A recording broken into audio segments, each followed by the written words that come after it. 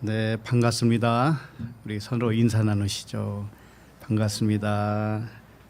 잘 오셨습니다. 우리 함께 기도하겠습니다.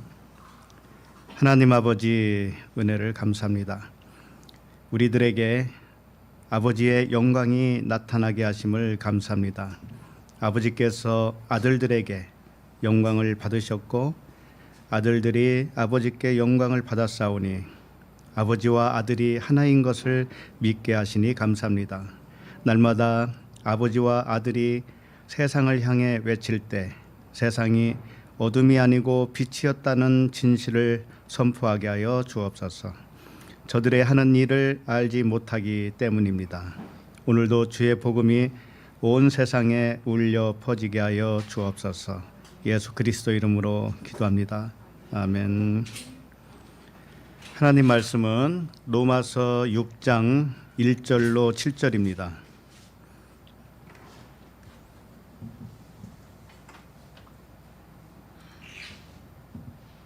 로마서 6장 1절로 7절.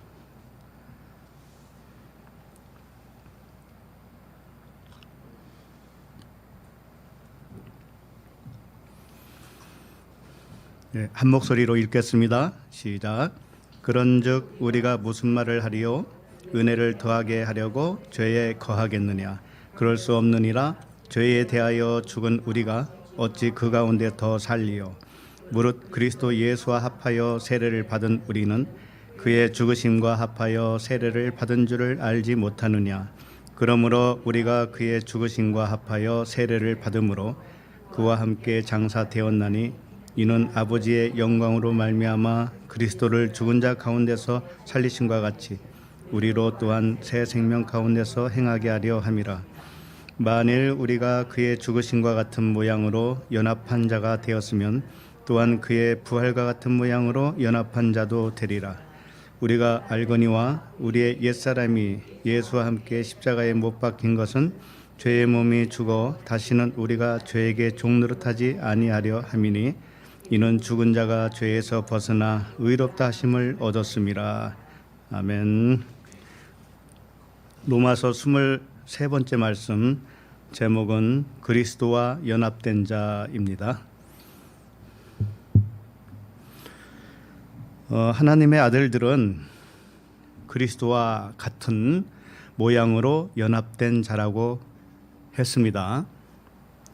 그런데 그리스도와 연합되었다라고 하는 의미를 잘 모르는 경우가 있어요. 그리스도와 연합된 것이 뭘까 도대체? 오늘 말씀을 통해서 우리들이 그리스도와 연합되었다고 하는 의미를 정확하게 아시기 바랍니다. 자, 1절을 다시 한번 읽고 출발하겠습니다. 시작. 그런즉 우리가 무슨 말을 하리요? 은혜를 더하게 하려고 죄에 거하겠느냐? 네. 자, 바울이 스스로 한 질문이죠. 네. 복음을 듣는 자들이 질문할 만한 그런 사항을 바울이 감지를 한 거죠. 그리고 스스로 대신 질문을 하는 거예요. 자, 이런 질문은 지금의 기독교인들도 사실은 동일한 질문이 될 수가 있어요. 그 의문을 갖고 있는 것이기도 하죠. 예를 들면은 은혜를 더 받으려면 죄에 거하여야 하겠네요. 이렇게. 오늘 질문이 그거죠. 첫 번째 말씀이 더 큰 죄를 지어야 더 큰 은혜를 받는 거 아닙니까? 이렇게. 어때요? 어떻게 생각하세요? 더 큰 죄를 져야 더 큰 은혜를 받는 거 아니에요? 하나님은 사랑이기 때문에 용서해 주셔요. 잘못했습니다 하면 용서해 주거든요. 그러니까는 어떻게 생각하는지요? 자, 이 질문을 하게 된 배경은 위에서 우리 지난 그 앞전에 살펴본 말씀 속에 있어요. 그 5장 20절을 보세요. 5장 20절. 읽어볼까요? 율법이 들어온 것은 범죄를 더하게 하려 함이라 그러나 죄가 더한 곳에 은혜가 더욱 넘쳤나니. 예. 죄가 더한 곳에 은혜가 넘쳤다. 그러니까 그러면 죄에 더 거하여야 되는 거 아니겠어요? 이런 질문을 했다라는 거예요. 그런데 율법이 들어온 이유는 범죄를 더하게 한다고 그랬는데, 그것은 범죄가 무엇인지를 더 확실하게 깨닫게 해주기 위해서 율법이 왔다라는 거잖아요. 그러니까 죄를 더하게 한다고 하는 의미는 죄가 뭔지를 정확하게 깨닫게 해줬다라는 거예요. 죄가 뭔지를 모르니까 사람들이. 그래서 죄가 무엇인지를 선명하게 더 깨닫게 한 것을 은혜가 더욱 넘쳤다, 이렇게 설명을 한 거예요, 사실은. 그런데 이걸 잘못 알아들으면 은혜를 더 받기 위해서는 죄악에 더 거해야 되는 거 아니겠어요? 이렇게 사람들이 생각을 한다 이거예요. 그러니까 이 말씀을 오해하면 엉뚱한 질문을 하는 것이죠. 은혜가 넘치게 하려면 죄 가운데 빠져야 있어야 되는 거 아닙니까? 이렇게. 자, 그런데 바울의 대답은 2절에서, 오늘 본문 2절에서 뭐라고 돼요? 뭐라고 해요? 그럴 수 없느니라, 이렇게 결론을 내립니다. 일단 결론을 내려요. 그럴 수 없느니라, 이렇게. 그러니까 그것이 아니라 은혜가 더하게 하려면 죄를 더 깨달아야 한다는 말씀을 한 것인데, 너희들은 죄악에 더 거해야 되는 것으로 생각을 했잖아. 그럴 수 없다라는 거잖아요. 그럴 수 없다. 자, 1절을 다시 봅니다. 1절. 그런즉 우리가 무슨 말을 하리요? 은혜를 더하게 하려고 죄에 거하겠느냐? 자, 이 말씀에 의도하는 바를 바르게 하려면은요, 일단 죄가 무엇인지를 정확하게 알아야 돼요. 죄가 무엇인지를. 우리는 이미 숱하게 들었기 때문에 죄의 본질에 대해서는 알고 계시죠? 이미 알고 계셔요. 그래도 한 번 더 반복해서 말씀드립니다. 죄라고 하는 것은 하마르티아라고 그래요. 그러니까 관역에 빗맞았다, 실수했다, 잘못했다, 이게 죄라고 하는 의미죠. 그러니까 사람이 규정한 죄는 그래요. 이 실수했다, 잘못했다, 법을 어겼다, 이런 거거든요. 근데 하나님이 규정한 죄가 있어요. 그것도 역시 법을 어긴 거예요. 무슨 법을? 성령의 법. 사람은 율법을 어기면 죄라고 하는데 하나님은 성령의 법을 어기면 죄라고 그래요.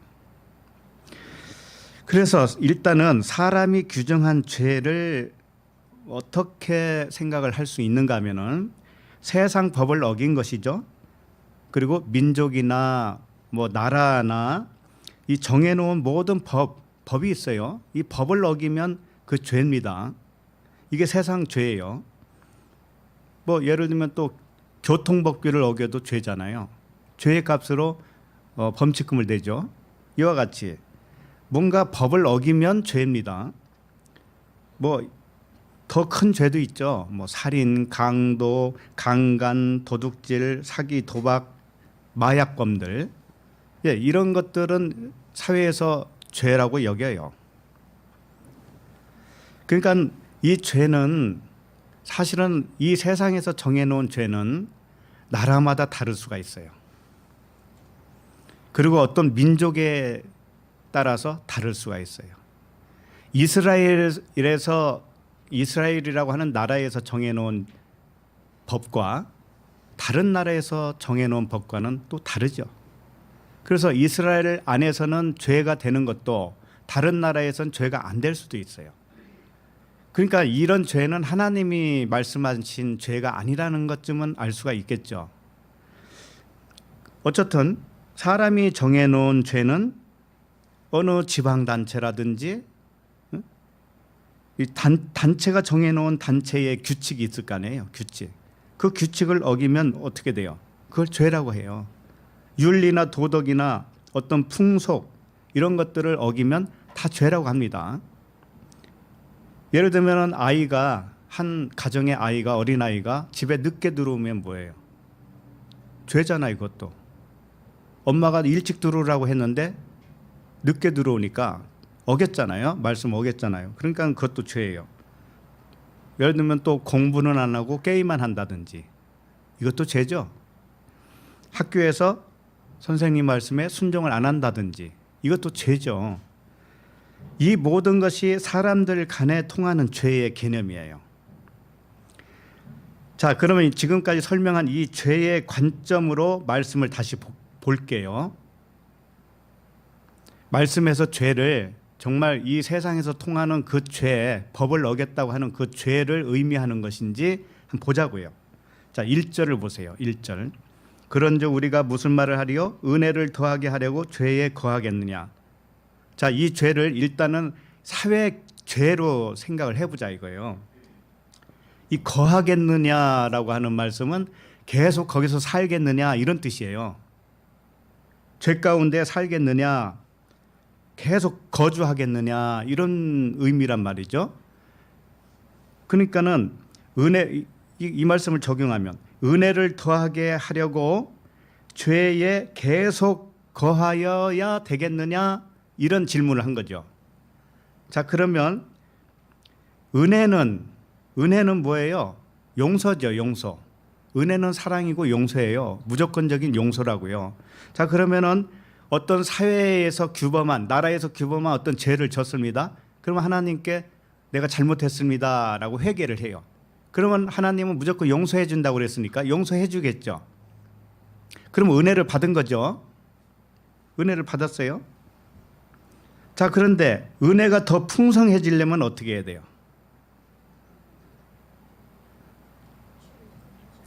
예를 들어서 살인죄를 졌습니다. 사람이 살인죄를 졌어요. 그리고 나서 하나님께 잘못했습니다. 용서해 주세요. 빌었어요. 그랬더니 하나님은 용서해 줬네요. 그럼 은혜를 받았죠. 엄청 큰 은혜를 받았잖아요. 그런데 쭉 살았어요. 이제 그렇게 살다가 보니까는 은혜가 떨어지는 거예요. 이제 살인죄를 용서받았던 그 은혜가 이제 희미해지는 거예요. 그러면 은혜가 더 하려면 어떻게 해야 되겠어요? 또 다른 죄를 져야 되죠. 이번에는 강도짓을 했어요. 강도짓을 했더니 이것도 또 잘못했다고 빌었더니 하나님이 용서해 줬네요. 그러니까 은혜가 더했죠. 자, 그러면 이 사회 규범에 어긴 죄로, 죄의 개념으로 본다면 은혜를 더하려면 죄에 거해야 돼요? 안 거해야 돼요? 거해야 되잖아요. 거해야 된다고요. 그러니까 그 말이 맞단 말이에요. 근데 바울은 뭐라고 그래요? 그럴 수 없느니라 그랬습니다. 그러니까 이 죄는 사회에서 말하는, 나라에서 정한 그런 죄의 규범을 말하는 게 아니겠죠. 그래요. 맞아요. 죄는 하나님이 정한 죄를 말하는 거예요. 하나님이 정한 죄. 그래서 오늘 이 죄라고 했을 때 하마르티아는 단수로 쓰여 있어요. 단수. 사람이 규정한 죄는 죄들이라고 해야 돼요. 복수로 써야 돼요. 그런데 이 죄는 단수예요. 한 가지란 말이에요. 한 가지. 하나님이 규정한 어떤 한 가지 죄가 있는데 이 죄를 통해서 은혜를 받으려면 죄에 거하여야 되겠느냐? 계속적으로 그 죄에 살아야 되겠느냐? 그럴 수 없다. 이렇게 한 거예요. 자, 그러면은 하나님이 규정한 죄는 뭘까요? 네, 요한복음 16장 9절에 보면 죄에 대하여라 하면 그들이 나를 믿지 아니하며 이렇게 되어 있어요. 아주 이게 심플하게 되어 있죠. 이게 전부 다예요. 그러니까 죄에 대하여라 하면 그들이 나를 믿지 아니하며, 하나님이 죄를 규정했는데 죄가 뭔가 하면은 그리스도를 믿지 않는 거예요. 나를 믿지 아니하며라고 했을 때는 그리스도잖아요. 그리스도를 믿지 아니하며 이렇게 됐다고요. 그러니까는 육체 예수 안에 있는 그리스도죠. 그 육체 안에 있는 그리스도를 믿지 못하는 것이 죄라고 한 거예요. 그러니까 당시 그 사람들은, 당시 바리새인과 서기관들은 예수라고 하는 사람을 봤을 때 그리스도라고 생각을 했을까요? 못했을까요? 못했단 말이에요. 그러니까 그 말씀을 한 거란 말이죠. 예수라고 하는 사람을 딱 보면서 그 안에 있는 그리스도가 있다라는 그리스도, 그 그리스도를 볼 줄 알아야 되는데 육체만 보는 거예요. 육체만. 그게 죄라는 거예요. 그럼 우리 각 사람도 마찬가지예요. 그게 옆 사람을 보면서 뭘 봐야 돼요? 거기서 그리스도로 믿어야 돼요. 그 사람을. 그리스도로 안 믿으면 어떻게 될까요? 그게 죄라고 해요. 그게 죄. 다른 거 아니에요. 그게 죄예요. 그러니까 요한복음 9장 41절에 보면 이런 말씀을 해요. 예수께서 이르시되 너희가 맹인이 되었다라면 죄가 없으려니와 본다고 하니 너희 죄가 그대로 있느니라. 자, 이게 맹인이 되었다라면이라고 하는 것이 뭐냐면은 그리스도를 보는 자는 육체를 안 봐야 된다라는 뜻이에요. 보이는 것은 맹인이 되어야 돼요. 보이는 것은. 그러니까 보이는 것은 맹인이 되면 그 대신 보이지 않는 것에 대해서는 눈이 밝아진 거죠. 이게 죄가 없는 사람이에요. 그래서 보는 자는 너희 죄가 없으려나, 못 보면 죄가 없는데 본다고 하니 너희 죄가 그대로 있다. 그 보는 자는 뭐냐면 그리스도를 못 보고 육체만 보는 거예요. 육체만 보고 있으면 그 사람은 죄가 그대로 있는 거예요. 그러니까 하나님이 정한 규정한 뭔가 하면은 그 안의 것을 못 보면 죄예요. 아시겠죠? 안의 것을 못 보면. 모든 만물 안에 능력과 신성을 봐야 되는 거예요. 이 만물을 볼 때, 나타난 만물을 볼 때 그 안에 있는 능력과 신성, 하나님의 성품을 봐야 된다, 이 말씀이에요. 그렇게 못 보면은 육체만 보고 있는 거예요. 그래서 보이는 만물을 육체라고 하는 거예요. 사람 육체만 육체가 아니고 보이는 모든 것을 육체라고 하는 거예요. 그러면 육체의 생각은 뭐예요? 그 보이는 것대로만 볼 줄 아는 그 마음이 육체의 생각이잖아요. 그죠? 그래서 만물에게서 그리스도를 봐야 죄가 없는 거예요. 만물 안에서 능력과 신성을 봐야 죄가 없는 거예요. 하나님은 항상 그 말씀을 하시는 거예요. 그래서 하나님이 결정해 놓은 이 죄는 은혜로 깨닫게 되는 순간에 그 죄가 해결되죠. 아, 그렇구나. 이렇게 깨닫는 순간에 그 죄는 해결돼요. 자, 그러면 모든 육체 또는 모든 만물을 그리스도의 현현으로 나타난 하나님의 나타난 그림으로 나타난 형상으로 보면 표면은 안 보는 거죠. 그럼 표면에 대해서는 맹인이 된 겁니다. 맹인. 그리고 그 안에 능력과 신성을 보는 거예요. 이것은 육신의 눈으로 볼 수가 없어요. 마음의 눈으로 보는 거죠. 깨닫게 된 그 깨달음으로 보는 거예요. 이것을 아멘으로 믿어지면 죄는 그 사람에게는 죄는 이제는 없어져요. 죄는 없는 거예요, 이제는. 우리 도부 에클레시아 성도들은 죄가 하나도 없는 줄로 믿습니다. 그래서 1절을 다시 보세요. 1절 다시 보시면 그런즉 우리가 무슨 말을 하리요? 은혜를 더하게 하려고 죄에 거하겠느냐? 이것은 이제 하나님이 규정한 그 죄로 보면 어떻게 되냐면은 죄에 다시 거한다고 하는 것은 뭘까요? 깨닫기 이전으로 돌아간다는 얘기죠. 네? 육체를 보면서 육체를 보는 게 아니고 그 안에 신성 그리스도를 본다라고 하는 이 깨달음이 왔으면, 누구든지 그 깨달음이 왔으면 깨닫기 이전으로 돌아가는 것이 죄에 거하는 거예요. 그게 가능해요, 안 해요? 가능할 수가 없어요. 그래서 그럴 수 없다고 한 거예요. 깨닫기 이전으로 어떻게 돌아가요, 사람이? 이젠 밝게 깨달았는데 어떻게? 모든 것을 그리스도로 보아야 한다고 깨달은 후에 깨닫기 이전으로 돌아갈 수 없다. 돌아갈 수 없다. 그래서 우리에게 은혜가 더하게 하려고 하는 것은 이전으로 돌아간다고 해서 은혜가 더할 수도 없는 것이고, 은혜가 더해지려면은 계속적으로 밖의 것에 대해서는 맹인이 되어야 돼요. 더 새카만 맹인이 되어야 돼요. 그리고 안의 것에 대해서는 더 밝아져야 되는 거예요. 이게 은혜가 더한 것이죠. 그러니까 이전으로 돌아가서 은혜를 더하게 하려고 시도를 하면 안 되겠죠.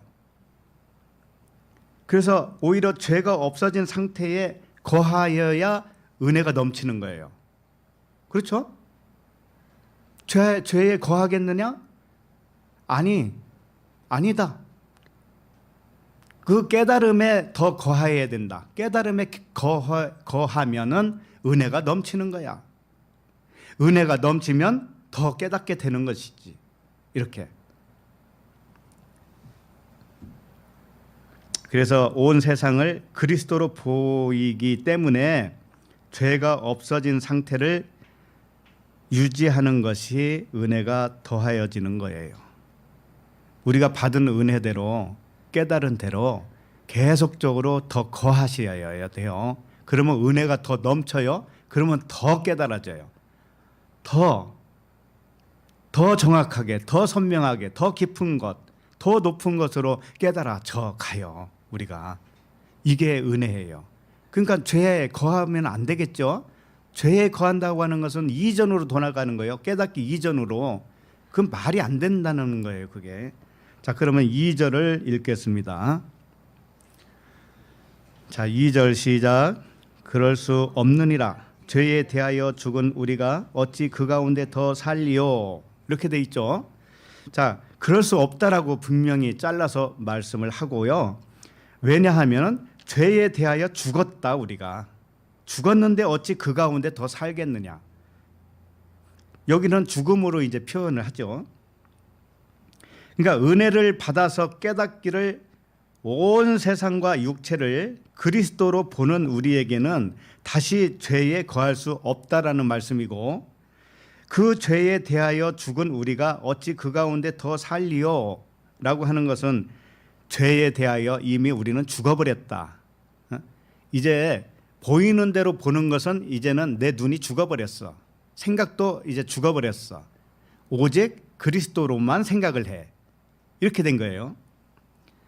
자, 그런데 죄에 대하여라 하면은 죄에 대하여 죽었다라고 하는 뜻은, 죽었다라고 하는 거, 죽었다고 하는 게 뭘까요? 네, 지나갔다라고 하는 뜻이에요. 지나갔다. 내가 모르던 그 시절, 모르던 시절, 진리에 대해서 도통 몰랐고 이 세상이 뭐고 그리스도가 뭔지를 몰랐던 그 시절, 그 생각, 이것이 지나가 버려요. 그러면 그게 죽었다라고 하는 거예요. 그 생각이 죽었다. 그러니까 죄가 뭔지를 모르던 옛사람이 죄가 무엇인지를 깨달아서 죽었다. 이렇게 되는 거죠. 죄를 깨달은 후에 모든 만물을 그리스도의 능력과 신성으로 보는 새 사람이 되었다. 이런 말씀이에요. 새 사람이 된 거예요. 죽었다고 하는 것은 옛 것에 대해서는 죽었고 새 것에 대해서는 살아난 거예요. 동시적이에요. 그렇기 때문에 모든 만물을 보이는 현상대로 보는 죄에 거할 수 없다. 이제는 거기에 대해서는 이제는 죽어버렸기 때문에, 지나가 버렸기 때문에. 그래서 죄에 대하여 죽었다 또는 십자가에서 죽었다 이렇게 표현들 하잖아요. 십자가에서 죽었다. 그게 뭔가 하면은 십자가의 죽음이 뭐냐? 주님이 육체로서 십자가에 달려 죽으신 것을 우리는 그걸 보고 진리를 깨달아야 돼요. 나도 저렇게 해야지, 이게 아니란 말이에요. 절대 아니란 말이에요. 모르던 것, 육체는 영을 알아야 몰라요? 영을 몰랐어요. 그리스도를 몰랐다고요. 주님이 육체가 죽어주시는 것을 통해서 그것을 가르쳐주고 있는 거예요. 육체는 그리스도를 몰랐을 때 육체라고 해요. 그 모르던 것이 죽었어요. 십자가에서 죽었어요. 그러면 내 생각이 십자가에서 죽었다라는 의미가 되겠죠. 자, 그런데 모르던 것을 이제 알게 되었죠. 알게 되었으니까 살아난 것이 되죠. 예, 이것을 죽음과 부활로 이렇게 설명을 하는 거예요. 예수님의 죽음이 무엇을 의미하는가? 또 다시 살아난 것이 무엇을 의미하는가 하면은 우리의 관념이 죽고 옛 것의 관념이 죽고 새 것의 관념이 살아난 거예요. 이것을 우리에게 가르쳐 주기 위해서 그분은 육체로 오셔서 우리에게 육체로 보여주신 거예요. 그리스도를 모르면 사실은 허물과 죄로 죽었다고 그러죠. 허물과 죄로 죽었다. 근데 이것을 몰랐을 때는 오히려 살았다고 해요, 사람은. 그죠? 육신으로는 이렇게 살아 있잖아요. 근데 육신의 생각으로 살고 있으면 그거 죽었다고 해요, 하나님은. 육신의 관점으로 살고 있으면 그걸 죽었다고 해요, 죽었다. 그런데 그것을 이제 깨달았어요. 아하, 그렇구나. 모든 것은 영이시고 나도 영이고 우주 만물도 영이 육체로 나타난 것뿐이구나. 영은 안 보이기 때문에 보이도록 나타났구나. 이게 형상으로 나타났구나. 이걸 깨달아요. 그러면 진짜는 뭐예요? 나타난 형상이 아니고 그 안에 숨겨져 있는 진리 그리스도가 진짜잖아요. 그걸 볼 줄 아는 거예요. 이제는 꽃 한 송이를 봐도 그걸 아는 거예요. 나무 한 그루를 봐도 그걸 아는 거예요. 강아지 한 마리를 보고도 그걸 아는 거예요. 이제는.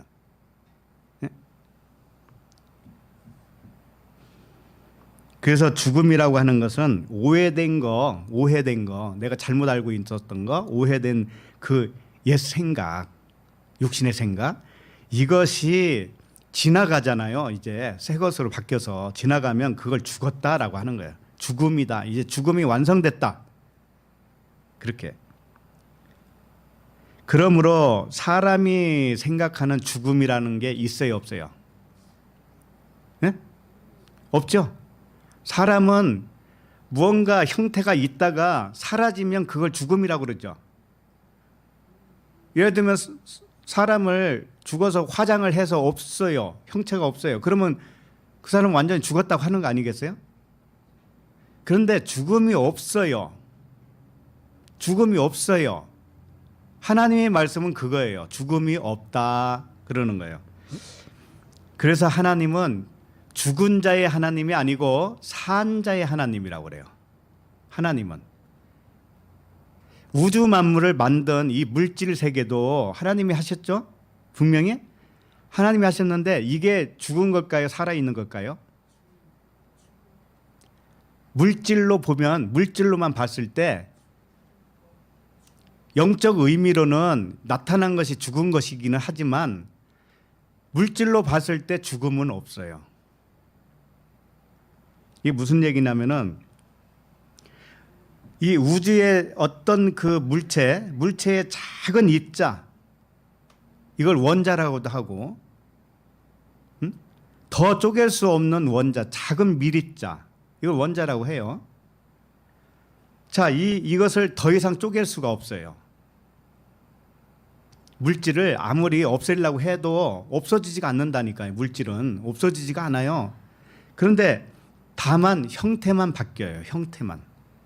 예를 들면은 산에서 바위 덩어리를 하나 갖다가 부쉈다고 칩시다. 부셔서 가루를 냈어요. 가루를. 그러면 바위 덩어리는 형체가 달라졌죠. 가루가 됐죠. 그런데 그 안에 그 바위 덩어리로 있을 때 원소나 원자나 가루를 내서 보는 그 원자나 다르지 않다라는 거예요. 사람이 볼 때 형태는 변하지만 그 원소는 변할 수가 없다. 그 원자는 변할 수가 없어요. 성분은 변할 수가 없다 이거예요. 그러면 사람의 육체도 죽었다고 해도 화장을 하든지 땅에 묻든지 해도 그 물질만 봤을 때 죽었을까요? 안 죽었을까요? 안 죽었어요. 그럼 뭘로 바뀌어요? 형태만 바뀐 거예요. 형태만. 그 세포와 원자는 그대로 있단 말이에요. 형체만 바뀌었단 말이에요. 형체만. 그래서 물질의 모든 물질의 미립자 원자는 변할 수도 없고 새로 생겨날 수도 없다고 그래요. 이건 과학자들이 이미 밝혀낸 거예요. 물질을 새로 생겨날 수가 없다니까요. 그건 하나님만 하시기 때문에. 그러니까 이 물질은 그냥 있는 거예요. 처음부터 주님이 만드셨을 때, 태초에 만드셨을 때 그때 지금 그대로 형태만 변해가는 거예요. 형태만. 하늘에서 별이 하나 떨어져서 불로 타서 없어지죠. 형태는 변했잖아요. 이제 없어진 것처럼 변했죠. 그러나 형태만 변했지 원자는 변하지 않는다는 거예요. 그렇기 때문에 이걸 뭘 가르쳐 주는가 하면은, 그렇다고 해서 우리 육체가 뭐 또 다 산다 이런 의미는 아니잖아요. 형체가 바뀌었으니까. 영을 이야기하기 위해서 예로 들은 거예요.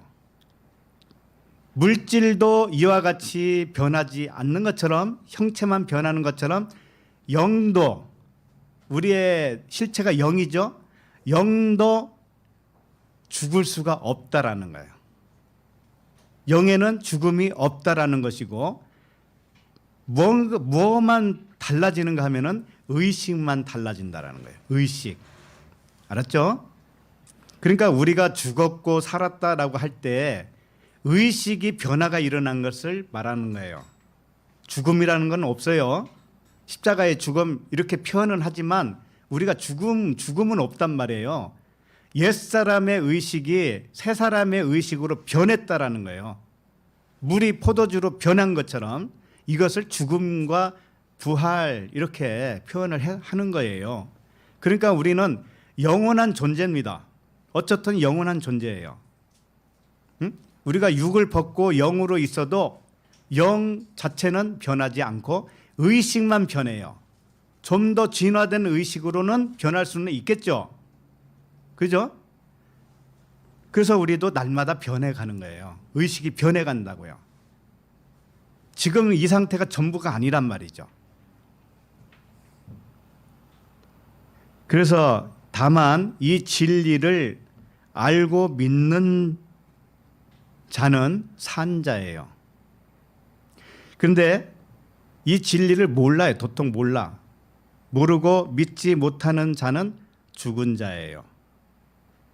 그렇게 규정할 뿐이에요. 의미상으로는 죽었다 이거예요. 모르면 죽었다 이거죠.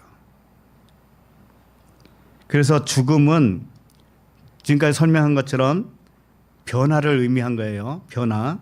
옛것이 지나가고 새 것으로 변화되는 거. 이것을 죽고 다시 부활했다 이거죠. 이렇게.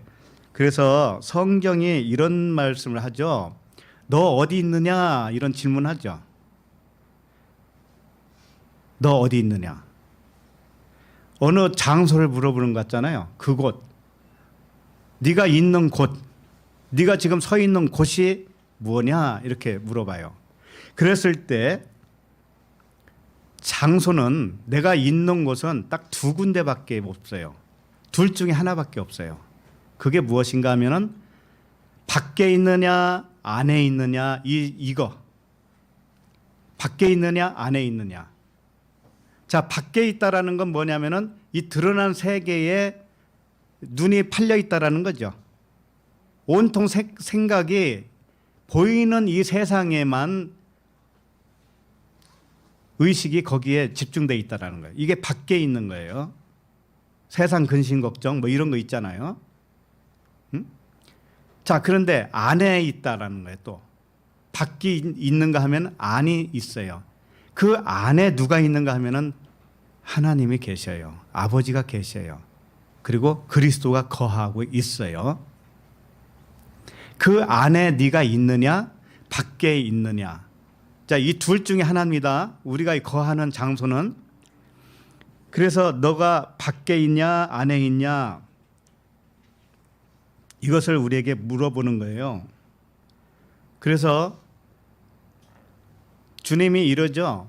내가 문 밖에서 두드리노니 누구든지 문을 열고 들어오면 어떻게 해요? 나는 그와 더불어 먹고 마신다 이렇게 돼 있잖아요. 그러니까 문을 두드리는 그분은 어디에 계신가 하면 안에 계셔요. 안에. 근데 나는 밖에 있었단 말이에요. 그러니까 안에서 밖에 있는 나에게 문을 두들긴 거예요. 그러면 그 노크 소리를 듣고 밖에 있었던 내가 안에 들어가요. 안이 어디냐면은 내 마음속 깊은 곳에 있단 말이에요. 그 안에 들어가요. 그러면은 그와 더불어 먹고 마시겠다. 이렇게. 그와 더불어 먹고 마신다고 하는 의미가 뭔지 알아요? 잘 생각해 보세요. 우리가 밖에만 있었을 때는, 의식이 밖에 소속이 되어 있을 때는 내 힘으로 먹고 살죠. 내 힘으로. 그러죠? 그러면 내 힘으로 먹고 살아야 되니까 얼마나 힘들어요? 힘들죠. 뭐든지 힘들어요. 그걸 수고하고 무거운 짐을 지는 상태죠. 자, 그런데 안으로 들어가요. 안으로. 안에 누가 계셔요? 아버지가 계시죠? 그리스도가 계시죠? 자, 그러면 거기에 들어가면 그분은 우주 만물을 움직이는 주인이시죠. 그러죠? 그러니까 내가 그렇게 힘들게 일해서 먹고 살았다가 내 안에 계신 하나님과 하나가 되니까 하나님은 안과 밖을 다 관장을 하셔요. 관할하셔요. 그분이 이제는 너와 더불어 내가 먹겠다 이렇게 한단 말이죠. 그러면 이건 2배로 먹는다는 의미예요. 2배. 2배로 먹어요. 처음에는 내가 밖에 것만 내가 수고해서 먹고 살았어요. 근데 안에 계신 그분과 연합되면 어떻게 돼요? 밖에 것도 그분이 주고 안에 것도 그분이 줘요. 2배로 줘요. 힘들지 않게 주셔요. 오해는 하지 마세요. 그렇다고 일 안 하고 그냥 살아도 됐냐 뭐 그런 얘기 아니란 말이에요. 마음의 힘을 주신단 말이죠. 마음의 힘을. 그래서 이 진리를 아는 사람과 모르는 사람만 있을 뿐이에요.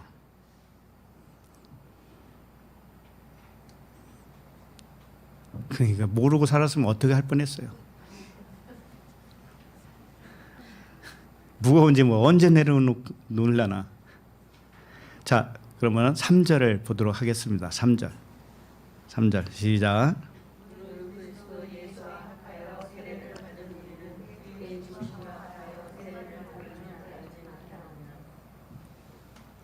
여기서 이제 세례 말씀이 나오죠. 세례는 물에 들어갔다 죽고 나오는 거죠.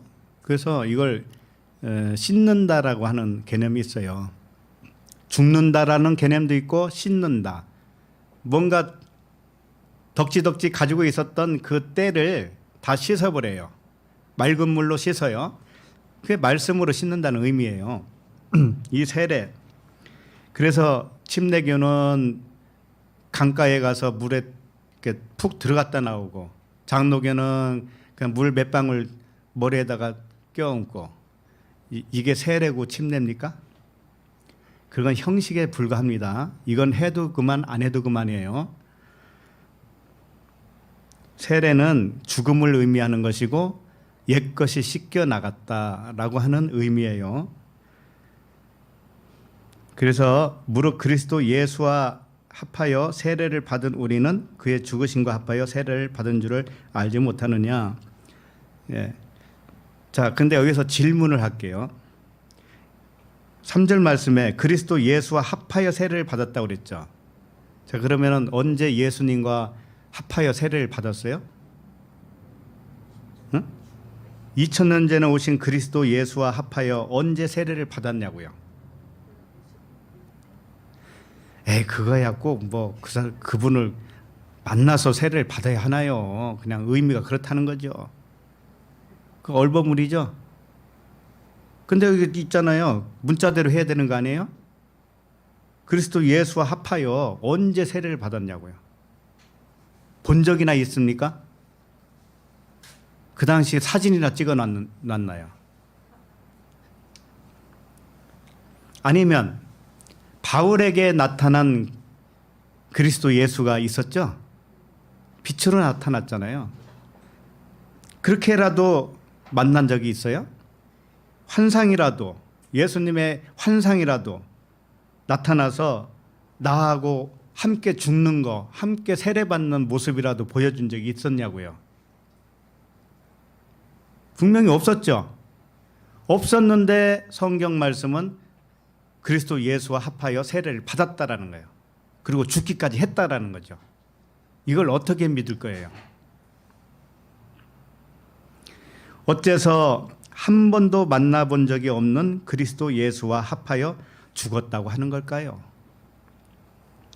이제 중요한 문제를 한 가지 말씀드립니다. 그리스도가 뭘까요? 그리스도. 그리스도가 뭔지 분명히 알아야 돼요.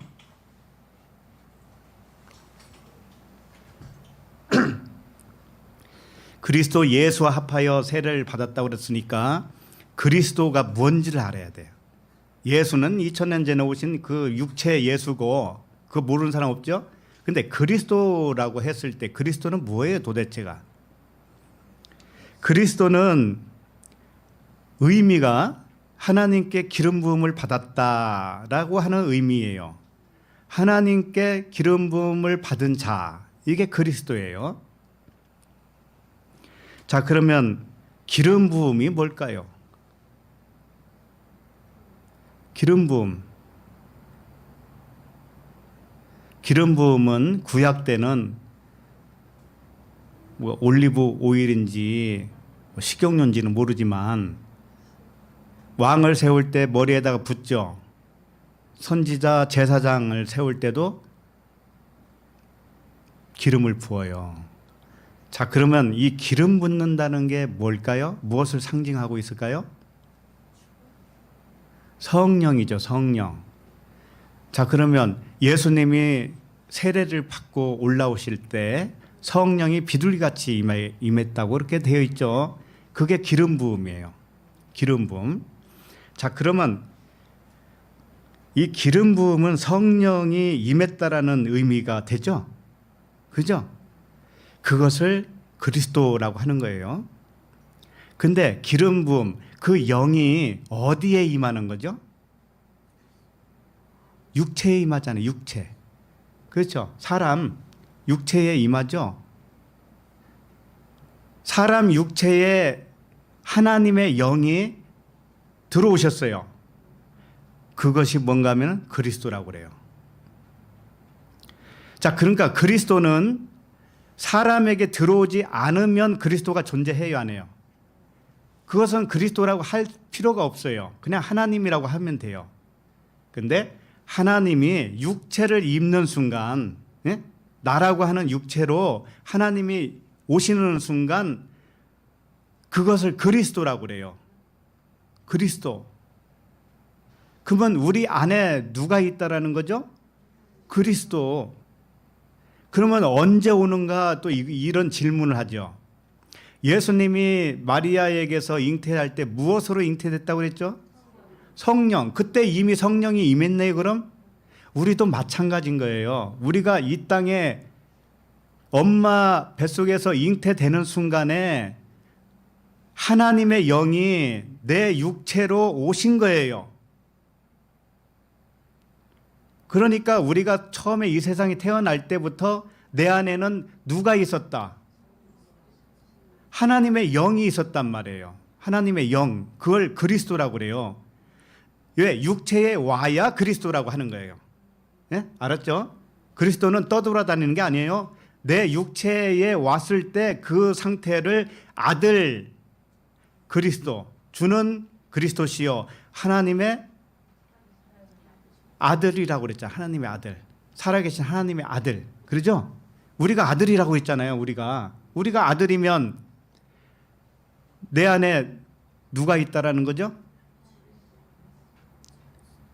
그리스도라고 할 필요 없고 육체와 더불어 그냥 그리스도라고 그러는 거예요. 육체를 빼고는 그리스도라고 할 수가 없다니까요. 그러니까 나라고 하는 육체와 내 안에 하나님의 영이 있잖아요. 영. 그 영, 이 두 가지를 합쳐서 뭐라고 그래요? 그리스도라고 그러는 거예요.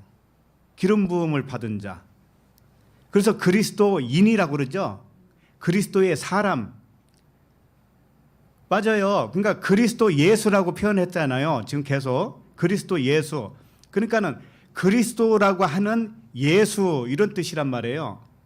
자, 그러면 그리스도인 하면은 뭐예요? 그리스도라고 하는 사람이잖아요. 그러면 여러분 이름이 다 있잖아요. 내 이름이 성규입니다. 그리스도라고 하는 성규예요. 그리스도 성규예요. 여러분도 그렇게 한번 불러보세요. 그리스도 햇빛. 그리스도 누구예요? 이름이 자꾸 생각이 안 나. 승계. 그리스도 승계. 그리스도 세라. 그리스도 승남. 그리스도 우리 장로님. 그리스도 정원. 그래요. 이게 그리스도예요. 하나님의 영이 육체로 오잖아요. 그걸 그리스도라고 그래요. 그러면 우리가 다 그리스도라니까요. 우리가 그것을 받아들이느냐 못 받아들이느냐의 차이만 있을 뿐이에요. 그것을 믿느냐 믿지 않느냐의 차이만 있을 뿐이에요. 자, 그러면 오늘 말씀에 보면 한 가지 더 봐요. 누가복음 24장 39절 보면 읽어드려요. 내 손과 발을 보고 나인 줄 알라. 또 나를 만져보라. 주님이 부활하신 주님이 도마에게 한 소리예요. 내 손과 발을 보고 나인 줄 알라. 또 나를 만져보라. 영은 살과 뼈가 없으되. 영은 살과 뼈가 없다고 그랬죠. 너희 보는 바와 같이 나는 있느니라 그랬어요. 자, 그리스도 예수는 처음에는 예수 그리스도죠. 그 다음에 예수가 그리스도 안으로 들어가니까 그리스도 예수가 됐는데 그것은 그냥 육체를 입고 있는 상태예요. 우리가 변화가 없다고요. 예수님이 죽기 이전에 몸을 부활하신 후에도 그대로 가져왔다니까요. 그대로 살아 있었어요. 그대로. 그 도마에게 내 못자국을 만져보라는 거예요. 내가 그때 그 사람 아니냐? 내 몸뚱아리는 변한 거 없잖아. 근데 왜 내가 이런 일을 하지? 바로 너의 생각이 변화되면은 몸은 똑같잖아. 몸은 똑같은데 너의 의식이 변한다라는 것을 가르쳐 주기 위해서야. 그러니까는 그리스도라고 하는 것은 반드시 육체를 입고 있어야 그리스도예요.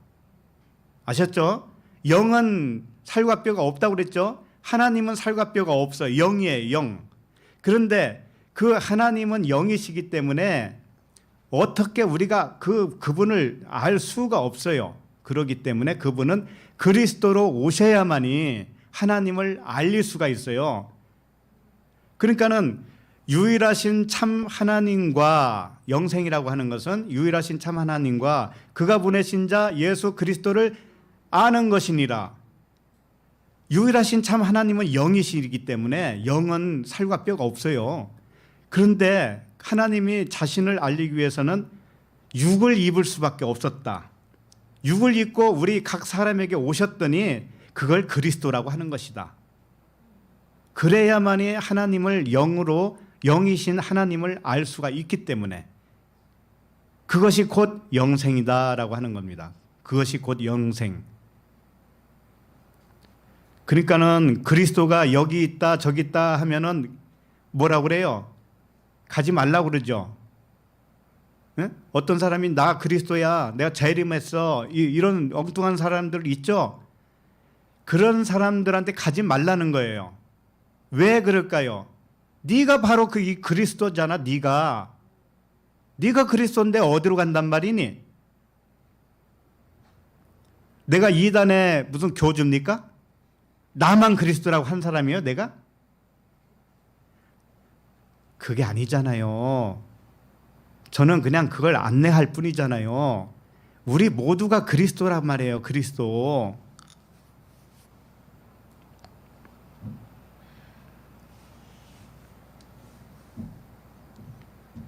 권사님 아시죠? 그리스도가 뭔지. 네. 그리스도 권사님.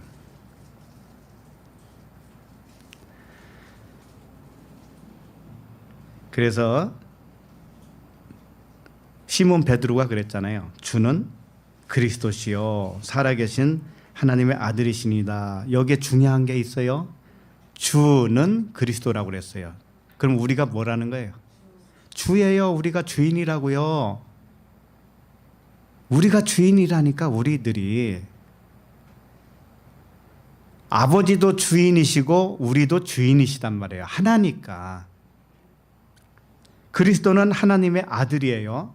육을 입고 왔기 때문에, 하나님 자신이 육을 입고 왔기 때문에 아들이라고 불러주시는 거예요. 자기가 자기를 아들이라고 하는 거예요. 그리스도는 그리고 주예요. 주인이에요. 그러니까 우리들도 하나님의 아들이고 우리들도 그리스도시고 우리들도 주예요. 주. 그럼 왜 줄까요?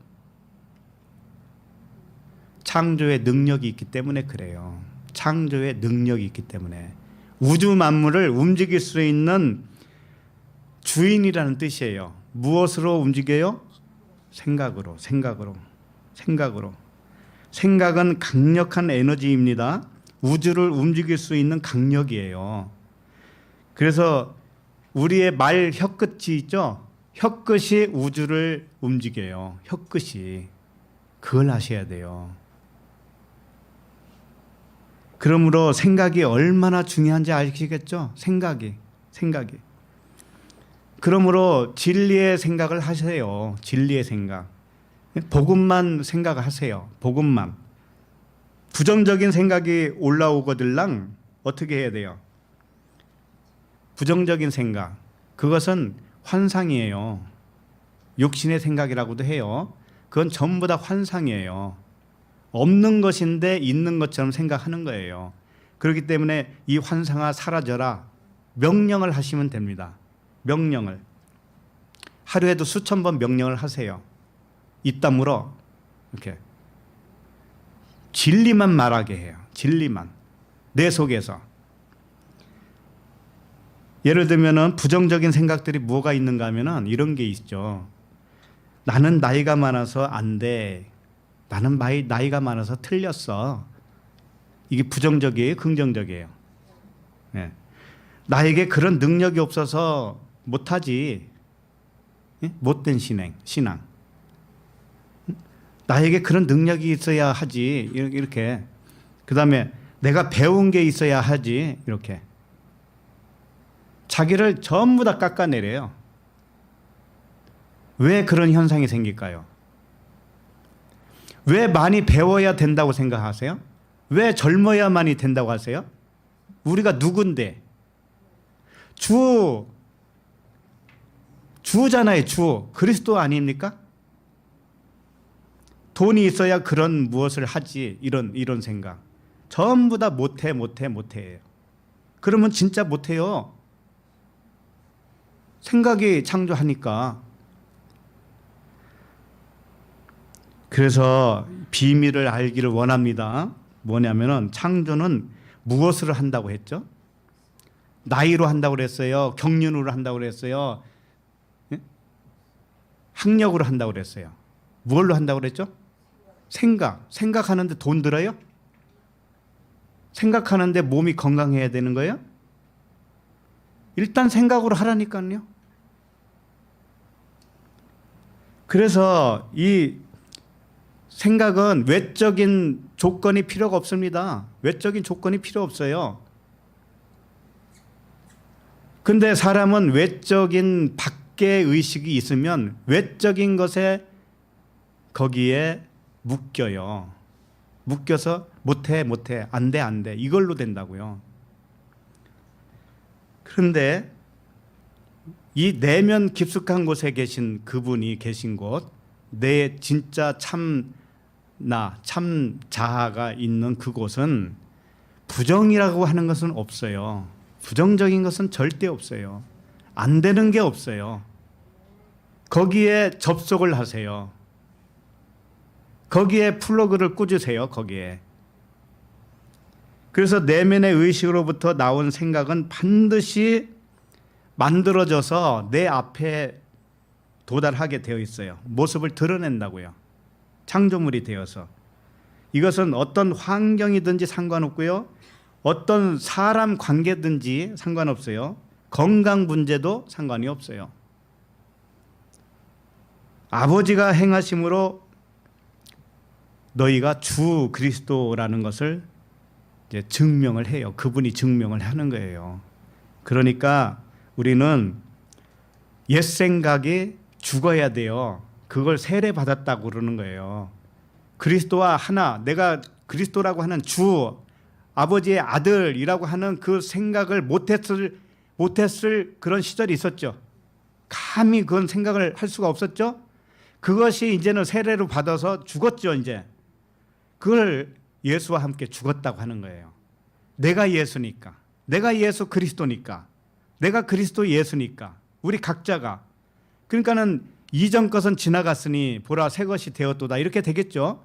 이전 생각, 그런 것들은 감히 생각지도 못했던 그 생각, 이게 이제 지나가 버렸죠. 그래서 그걸 세례를 받았다고 하는 겁니다. 그래서 그리스도라고 하는 것은 하나님이, 영이신 하나님이 육체를 입고 오면 그리스도 아들, 그리스도 주가 되는 거예요. 우리를 과소평가하지 마세요. 과소평가하지 마세요. 나이하고는 관계없어요. 왜? 그리스도는 영원하기 때문에. 나이하고는 관계없어요. 영원이야, 영원.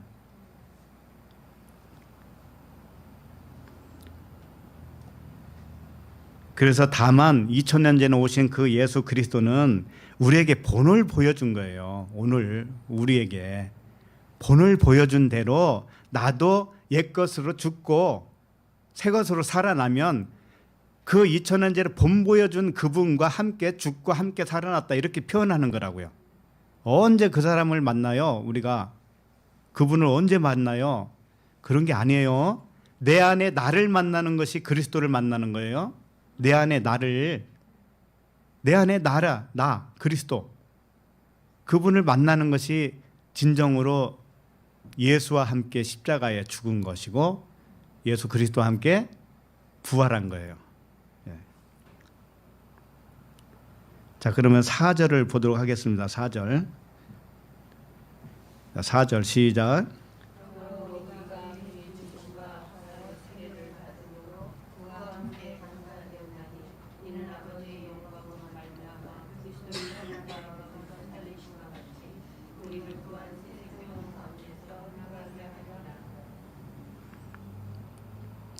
네, 그러므로 우리가 그의 죽으심과 합하여 세례를 받음으로 그와 함께 장사되었나니.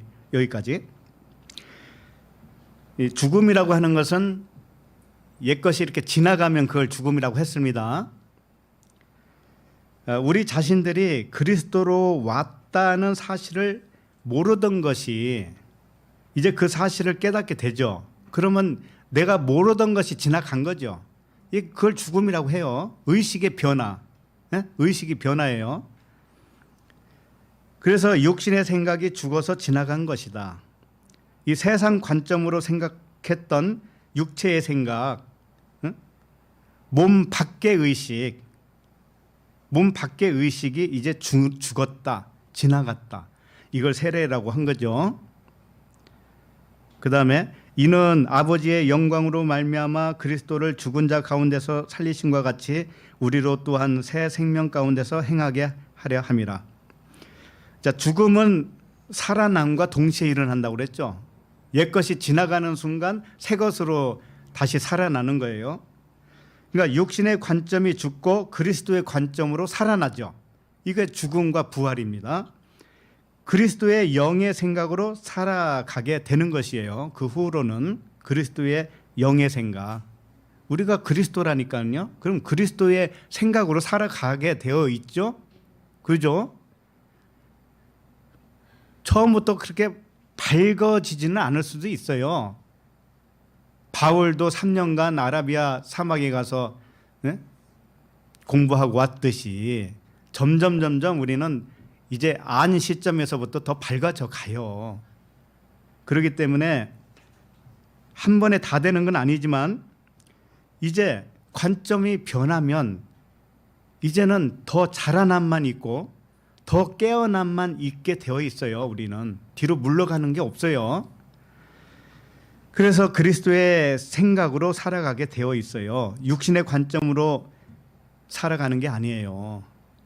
육신의 관점으로 살아갔을 때는 그 육신의 관점이 시야를 가렸어요. 우리를 시야를 가려서 영의 관점을 보질 못했던 거예요. 눈이 흐려가지고. 그런데 그리스도의 눈과 귀가 열려서 이제는 밝게 보게 되어요. 이런 말씀을 그대로 받아들이게 되어 있어요. 왜 나의 속사람이 그리스도죠? 나의 속사람이 이걸 알아차리는 거예요. 육의 관점으로는 말씀을 알아들을 수가 없어요. 받아들일 수도 없어요. 이와 같이 우리는 주입니다. 주 그리스도 아들이에요. 아들로 살아가게 하는 것은 아버지의 영광이다라고 하는 말씀이에요. 아버지의 영광이에요. 그 자체가. 영광은 나타남이죠. 아버지는 영이신데 육체로 나타난 우리들이 그리스도란 말이에요. 그리스도. 그래서 하나님의 영광이 우리가 하나님의 영광을 받은 거예요. 그래서 이렇게 육체를 입고 있는 이것 자체가 하나님의 영광이란 말이에요. 이게. 그러니까는 예수 그리스도를 보면서 독생자의 영광이요 은혜와 진리가 충만하더라 그랬죠. 우리가 그런 사람이란 말이에요. 독생자의 영광이 우리가 몸을 입고 있어. 이게. 그리고 이 안에는 은혜와 진리가 충만해요. 우리가. 이 보통 존재들입니까? 우리들이? 보통 존재가 아니에요. 우리. 자, 이제 가면은 더 이제 알게 될 거예요. 5절을 읽어보도록 하겠습니다. 5절 시작. 만일 우리가 그의 죽으심과 같은 모양으로 연합한 자가 되었으면 또한 그의 부활과 같은 모양으로 연합한 자도 되리라. 예. 그리스도와 연합한 자가 되었다는 뜻을 사람들은 오해를 해요. 이렇게 하죠. 겸손하게 말을 한다고 해서 나는 아무것도 아니야. 응? 우리 인간이 뭐겠어. 아무것도 아니고 티끌이고 흙이지. 그러니까 그리스도라고 하는 분이 따로 있어서 그분과 이렇게 하나가 됐다라고 하는 거예요. 그래서 그분 덕분에 내가 묻어서 사는 거예요. 이렇게 생각을 하기가 쉬워요.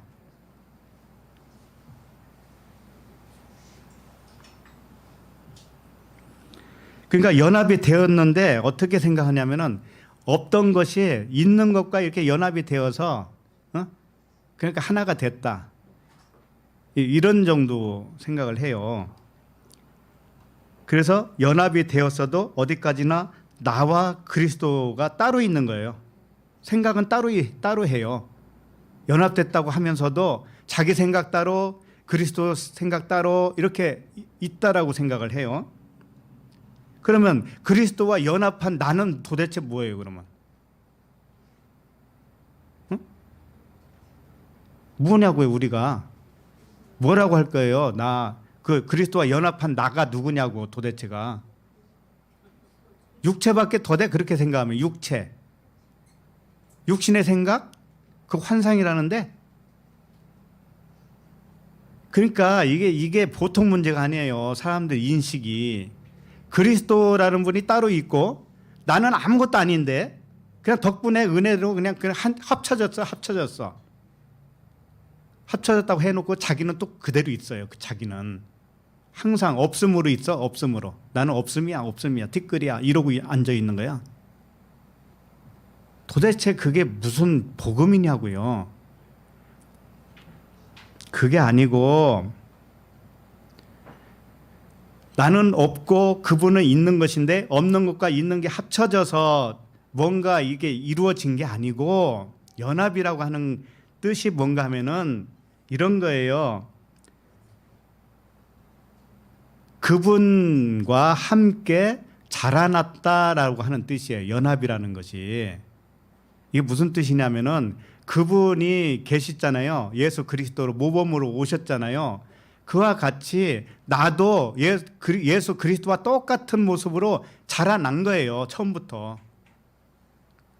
그러면 예수 그리스도나 우리나 같아요, 틀려요? 예, 그것을 깨닫는 것이 연합이에요.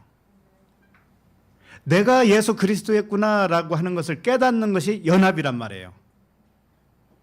자, 한번 생각을 해봐요. 강아지를 키우는 집이 있는지 모르겠는데 강아지를 보고 뭐라 하냐면 엄마 왔다, 아빠 왔다 그래요. 아이고 우리 새끼, 우리 아들 이런다고 그걸 몇 년을 10년을 부른다고 한들 그 강아지가 사람의 아들이 됩니까 안 됩니까? 안 돼요. 어떻게 내가 사람이면 하나님은 영이셔요. 영과 이렇게 합쳐져 연합이 될 수가 있어요, 없어요? 없어요. 그게 연합이 될 수가 없다니까. 강아지와 어떻게 사람이 연합이 되냐고요. 근데 자꾸 그런 식으로 생각해. 아이고 내가 사람이 어떻게 뭐 하나님 앞에 뭐 겸손하게 또 얘기를 한단 말이에요. 그게 아닙니다. 그런 생각은 확 날려버리세요. 이제는.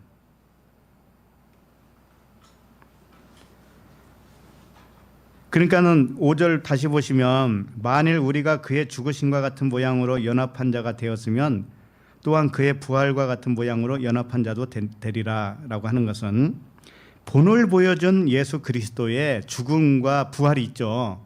그와 똑같은 모습으로 내가 그렇게 됐다라는 거예요. 응? 내가 그렇게 됐다. 그걸 연합이라고 한 거예요. 똑같은 의미를 내 안에서 내가 그렇게 됐다라는 거예요. 그래서 연합이라고 하는 것이 함께 자라다 그런 뜻이죠. 그러니까 없는 것과 있는 것이 이렇게 합쳐진 게 아니에요.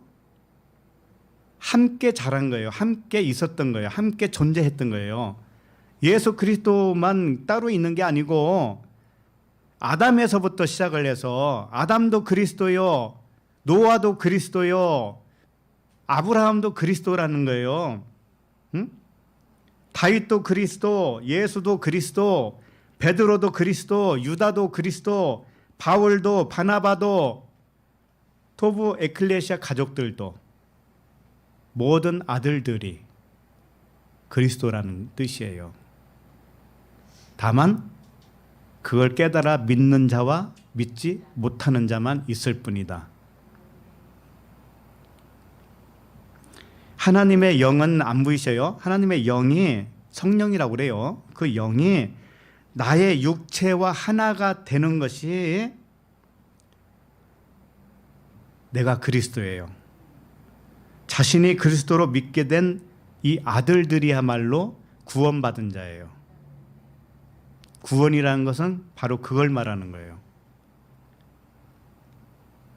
자, 그러면 6절을 읽겠습니다. 6절 시작.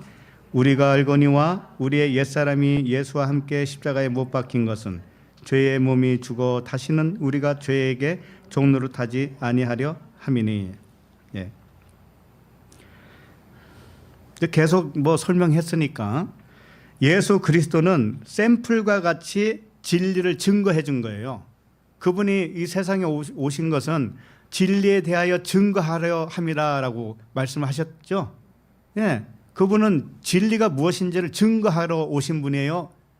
그래서 그 말씀을 듣는 우리도 그분과 합하여 죽고 부활한 거예요. 그러니까 우리가 알거니와 우리의 옛사람이 예수와 함께 십자가에 못 박힌 것은, 그러니까 문자 그대로 그 역사적으로 오신 예수와 함께 십자가에 못 박혔다는 뜻이 아니죠. 그게 아니고 예수께서 십자가에 못 박힌 의미와 똑같이, 예수님이 십자가에 못 박힌 의미와 똑같이 우리의 옛사람이 십자가에 못 박혔다는 의미예요.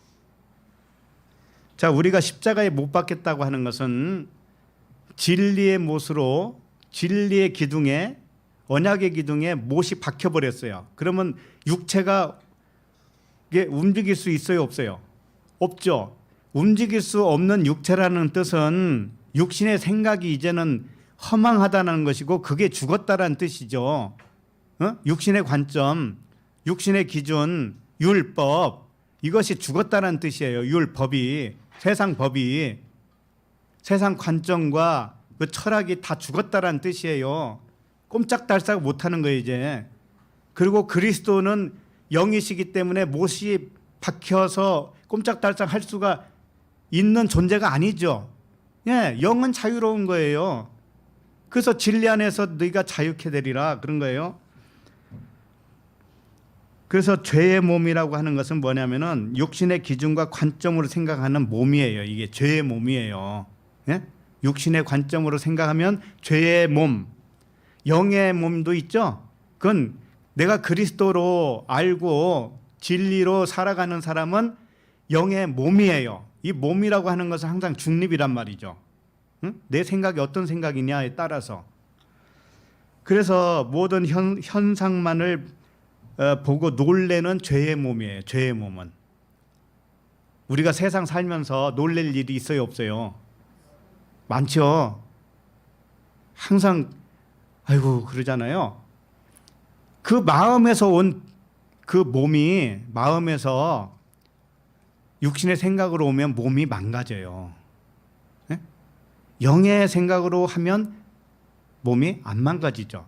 물론 많이 사용하고 무리하게 뭐 노동하고 그러면은 육이라고 하는 건 망가지죠. 근데 그런 의미로 얘기하는 건 아니고 자연적인 상태에서 내 마음이 나를 찔릴 수가 있고 내 마음이 나를 덮어서 사랑할 수가 있는 거예요. 그러니까 항상 자기 마음을 사랑하세요. 그러면 건강해지죠. 그러니까 베드로가 바다 위를 걷다가 파도가 오니까는 어떻게 해요? 놀래서 빠져 들어가잖아요. 근데 그 파도가 와도 그것을 하나님의 신성으로만 봤다면, 하나님의 숨결로만 보았다면 실족되지 않았을 거예요. 모든 것을 하나님의 사랑으로만 보았다면 넘어지지 않았을 거예요. 이게 어떻게 보는가에 따라서 우리는 넘어질 수도 있고 그냥 서 있을 수도 있고 그런 거예요. 예화를 하나 말씀드립니다. 뭐 정확한지는 모르지만 제가 그냥 영상을 하나 보다가 중국인 것 같아요. 중국의 그 깊은 산 있죠. 큰 산들. 근데 이쪽 산과 이쪽 산에 다리를 이었더라고요. 그럼 밑에는 천리만길이죠. 낭떠러지죠. 다리를 놨어요. 다리를 관광객들을 위해서. 근데 그 다리를 유리로 만들었어요. 유리를. 바닥을 유리로 했어요. 유리로. 그러니 그 유리를 통해서 밑을 쳐다보면 어떻게 되겠어요? 아주 현기증 나고 그냥 걸어갈 수가 없을 거예요. 그러니까 보는데 젊은 사람들은 그래도 낫더라고요. 이 담력이 있어서 그런지 그나마 이 난간을 잡고 가요. 난간 안 잡을 수가 없어요. 아무리 담력이 있어도. 난간을 잡고 잘 걸어가요. 그런데 이 노인들이 이제 문제야. 노인들이 걸어가지를 못하고 주저앉아가지고 엉엉 울고 있어요. 엉금엉금 기어가는데 밑을 쳐다보면 더 무섭죠. 그러니까 쳐다봤다가 쳐다봤다가 울다가 뒤로 갈 수도 없고 앞으로 갈 수도 없고 그냥 주저앉아서 울더라고. 왜 그런 현상이 날까요? 어떤 사람은 그냥 걸어가는데 어떤 사람은 왜 못 걸어가고 주저앉아서 울까요? 보는 거에 따라서 다르잖아요. 그 유리는 완벽하게 안전하게 제작된 거란 말이죠. 유리 다리는. 그러면 안전하다라고 하는 그 믿음이 강했다면 아무리 밑을 쳐다봐도 아슬아슬한 그 절벽이라 할지라도 담력이 생겼을 거예요. 그런데 밑에만 쳐다보는 거예요. 밑에 그 천길 되는 그 계곡만 쳐다보니까 그것만 쳐다보니까 이 사람은 더 이상 걸을 수가 없는 거죠. 그와 같이 우리가 세상을 바라볼 때, 나에게 있는 여러 가지 일들을 바라볼 때 어떤 시야로 보느냐, 어떤 시각으로 보느냐, 이게 매우 중요합니다. 그때 엉금엉금 기어다니시는 분들이 지금 어떻게 됐는지 모르겠어요. 그래서 세상을 보는 대로 보면 현기증이 나요. 그러나 나타난 이 세상은 하나님의 숨결이에요. 하나님의 사랑이라고요.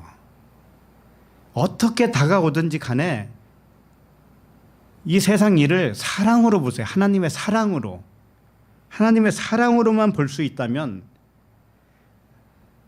두려울 게 하나도 없죠. 근데 사람의 기준으로 보면 하나님의 사랑을요, 못 느낍니다. 사람의 기준으로 보면. 코로나가 이렇게 하는데 어떻게 사랑으로 보지? 왜? 사람의 기준으로 보니까. 근데 하나님의 기준으로 보면 뭐예요? 하나님이 보낸 건데 뭐. 하나님의 사랑인데, 하나님이 뭔가를 하시기 위해서 하는 것인데 이렇게 동의를 하게 되지 않겠어요? 그게 하나님의 아들들이에요. 반기를 들면 하나님의 아들이 아니에요.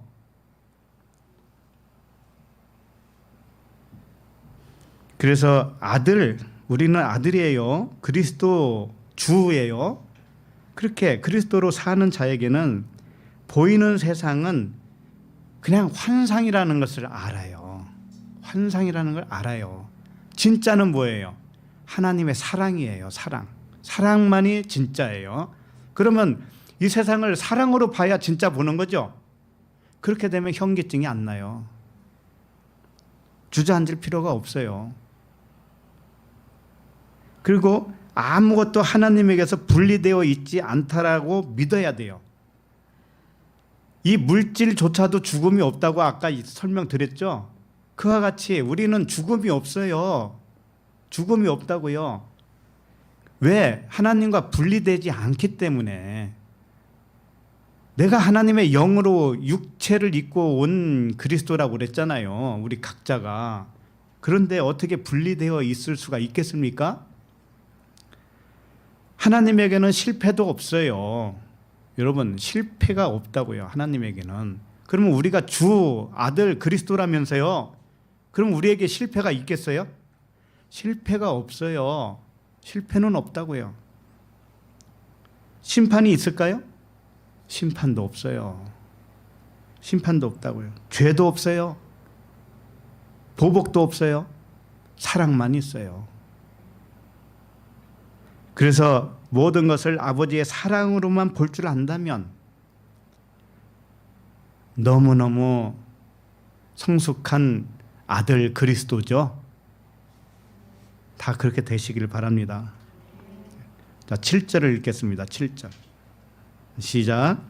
이는 죽은 자가 죄에서 벗어나 의롭다 하심을 얻었습니다.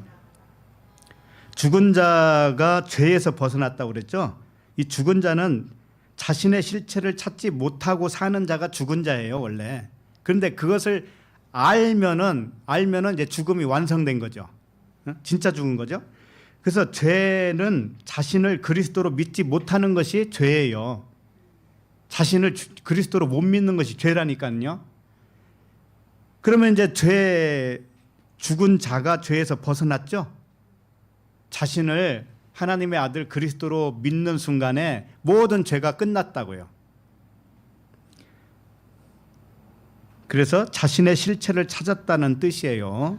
죽은 자가 죄에서 벗어났다라고 하는 의미는 자신이 실체를 찾았어요. 자신의 실체. 자신이 아들 그리스도라고 하는 믿음을 가지게 된 거예요. 이것이 의롭다 하심을 얻은 거예요. 다른 게 아니에요. 의롭다 함을 얻었다고 하는 의미는. 왜? 의롭다고 하는 뜻은 보이지 않는 것이 의로운 거예요. 보이지 않는 거. 보이지 않는 건 하나님의 영이고 사랑이죠. 진리죠. 예, 그것을 알고 그렇게 살아가는 것이 뭐냐면은 의롭게 사는 거라고요. 그게. 그러니까는 이 의롭다 디카이오라고 하는 단어가 있는데, 디카이오는 이런 뜻이에요. 견본을 통해 얻은 진리의 의식이라는 뜻이에요. 진리의 의식이 보여요, 안 보여요? 안 보이는 거예요. 근데 견본은 보여요, 안 보여요? 견본은 보이죠. 견본이 뭔가 하면 이 나타난 세계예요. 그리고 예수 그리스도죠. 그 견본을 보고 아하, 진리가 뭔지 이제 알았다. 그리스도가 뭔지 알았다. 내가 바로 그거네. 이렇게 믿어지죠. 그러면 내가 의롭다 여김을 받은 거예요.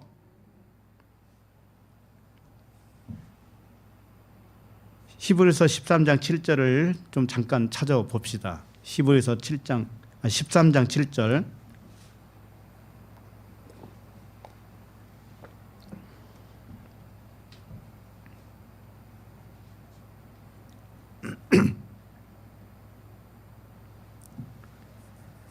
히브리서 13장 7절 시작. 하나님의 말씀을 너에게 일러주고 너희를 인도하던 자들을 생각하며 그들의 행실을 결말을 주의하여 보고 그들의 믿음을 본받으라. 자, 그들의 믿음을 본받으라고 그랬죠.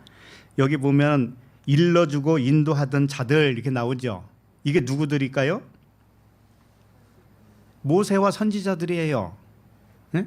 성경에 나오는 선지자들, 모세, 아담에서부터 시작해서 그 모든 사람이 우리에게 일러줬어요.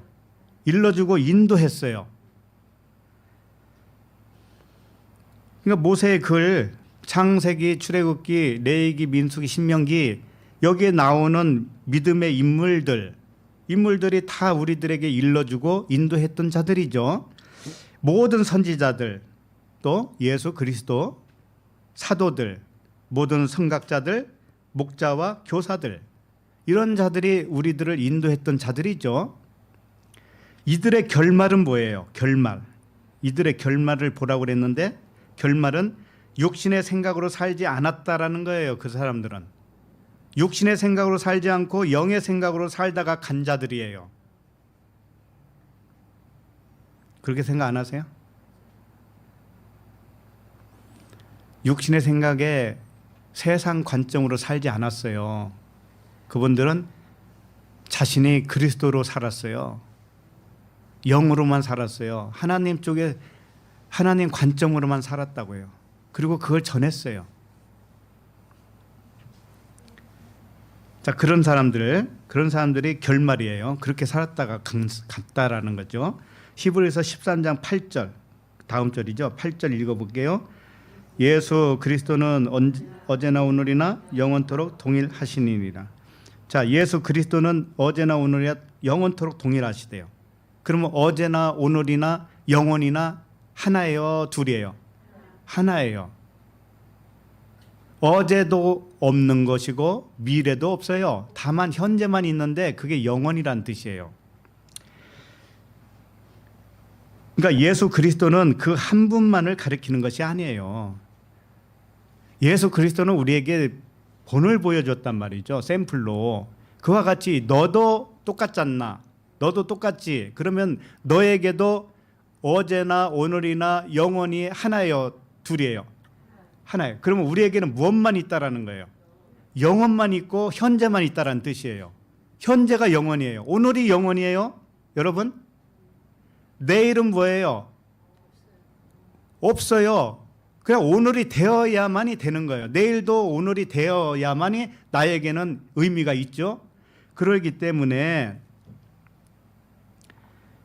영으로 존재하죠. 우리가 그리스도 영으로 존재해요. 이 존재하는 우리들에게는 시간관념이 달라져야 되는 거예요. 시간관념이. 그래서 어제나 오늘의 영원이나 동일하다라는 것은 오늘이 영원이고 어제도 영원이고 다 영원이에요. 영원. 하나란 말이에요. 시간이 없단 말이죠. 자, 이것이 오늘 우리들이 존재하는 방식이 되어야 돼요.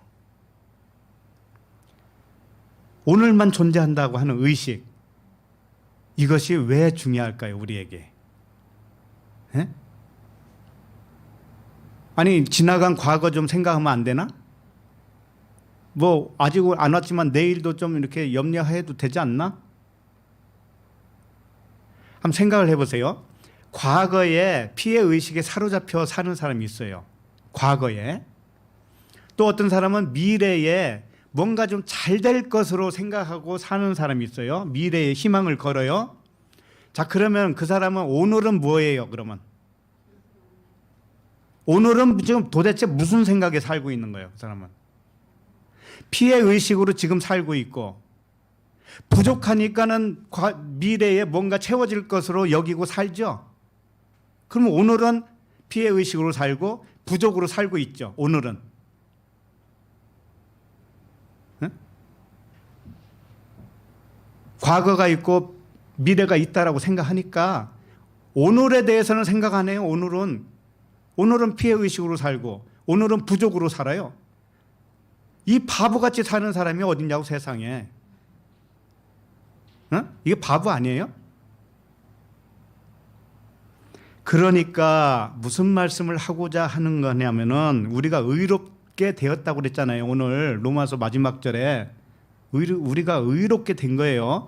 의롭게 됐다라는 것은 영혼의 시간으로 산다라는 뜻이잖아요. 안 보이는 것을 사는 거니까. 그럼 영혼의 시간으로 산다면은 오늘을 살면서 과거에 매여 있으면 안 돼요. 오늘을 살면서 미래만을 바라보면 안 돼요. 오늘을 그렇게 되면 오늘 망치고 있는 거예요. 그러므로 오늘의 삶이 완전한 영혼의 삶이라는 것을 잊지 말아야 돼요. 왜 완전하단 말인가? 오늘이 왜 완전하단 말인가? 오늘이 영원이기 때문에, 오늘만 있기 때문에. 그리고 영혼에는 누가 계셔요? 하나님, 또 나 그리스도, 예수 그리스도. 자, 그런데 뭐가 중요한 게 있나요? 거기에 뭐가 더 필요한 게 있나요? 하나님은 완전하셔요. 그러면 오늘도 내가 완전으로 살면 안 되나요? 하나님은 사랑이셔요. 하나님의 사랑의 눈길로 오늘을 살면 안 되겠어요? 오늘을. 그러니까 이런 거예요. 실질적으로 보면은 부족한 것도 있죠. 가난한 것도 있죠. 병든 것도 있죠. 그러니까 그것만 바라보면 어떻게 해요? 오늘을 잘 살았다고 볼 수 없겠죠. 그런데 그것을 시야를 바꿔보세요. 내가 병들었어요. 오늘 우울증도 있어요. 가난해요. 그렇다 할지라도 그걸 사랑으로 보세요. 사랑으로. 하나님의 사랑이란 말이에요. 하나님의 사랑을 우리는 잘 몰라요. 하나님의 사랑 개념은 사람이 생각하는 개념과 완전히 다르단 말이에요. 우울증도 준다고요. 하나님의 사랑은. 왜 그럴까요? 생각을 해보세요. 우울증 걸리면은요, 이 세상이 좋아요, 안 좋아요? 그 사람에게는 안 좋아요. 이 세상이 안 좋기 때문에 우울증이 걸렸어요. 그러면 얼마나 큰 찬스입니까? 무슨 찬스? 안으로 들어갈 수 있는 찬스잖아요. 내 안으로 들어갈 수 있는 찬스. 세상이 너무 좋으면 안으로 들어갈 수 있는 찬스가 있어요, 없어요? 없잖아요. 그래서 하나님의 사랑인 거예요. 병을 줘도 하나님의 사랑이란 말이에요. 그런 눈으로 왜 못 보냔 말이에요. 나에게 오늘 좀 부족한 게 있어요? 그 부족을 하나님의 사랑으로 보면 안 되나요? 왜 그 부족을 갖다가 채워줘야만이 하나님의 사랑인가요? 그렇다고 해서 내가 죽었나요? 굶어서 죽었어요? 안 그러잖아요. 그러니까 내가 지금 결핍이 있다라고 생각하잖아요. 그러면 내일도 올 때 결핍으로 와요. 왜? 오늘밖에 없기 때문에. 새로 오는 오늘도 오늘이잖아요. 그러니까 내가 오늘 결핍이 있었다라고 생각하잖아요. 그러면 내일도 오늘이니까 결핍으로 올 수밖에 없잖아요. 그러죠? 내가 병들었어요. 그걸 하나님의 사랑으로 못 보면 내일도 병 그대로 있어요. 왜? 오늘 결정을 했기 때문에. 오늘 내가 지금 생각하는 것이 내일도 그대로 돼요. 왜? 우리가 주이기 때문에, 우리가 주, 창조하는 주이기 때문에. 그러므로 오늘을 사랑으로 느껴보세요. 모든 것을 아버지의 사랑으로만 느껴보세요. 우리 오늘의 모든 것을 풍성함으로 느껴보세요. 풍성함으로. 오늘을 완전함으로 느껴보세요. 완전함.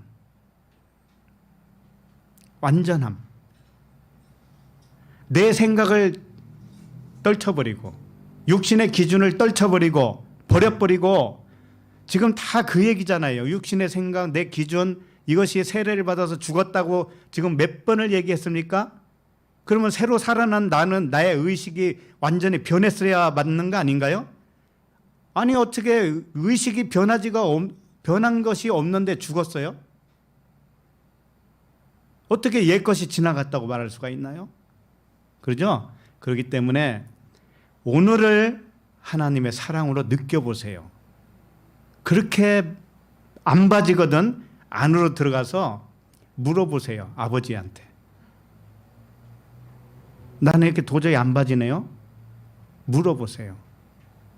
아들이니까 아버지가 말씀을 하시겠죠. 오늘을 풍성하게 느껴지지가 않거들랑 물어보세요. 오늘이 완전함으로 느껴지지 않거들랑 여쭤보시라고요. 그분과 대화를 하세요. 그렇게 모든 것을 하나님의 사랑으로 볼 줄 아는 사람이 의롭게 된 사람이다 라고 하는 겁니다. 기도하겠습니다. 하나님 아버지, 은혜와 사랑에 감사를 드립니다. 유일하신 참 하나님을 알도록 예수 그리스도를 본으로 보내주심을 감사합니다. 예수 그리스도와 똑같은 모양으로 아들들을 육체를 입은 그리스도로 보내심을 감사합니다. 하나님의 영이 육체를 입어서 이 땅에 온 존재가 바로 우리들이었음을 고백하게 하시니 감사합니다. 사람으로서는 가히 말할 수도 없고 들을 수도 없는 이 진실을 믿음으로 믿고 살게 하시니 감사합니다. 모든 믿음의 아들들이 생각으로 창조하는 주인인 것을 경험하며 살아가게 하여 주옵소서. 예수 그리스도 이름으로 기도합니다. 아멘.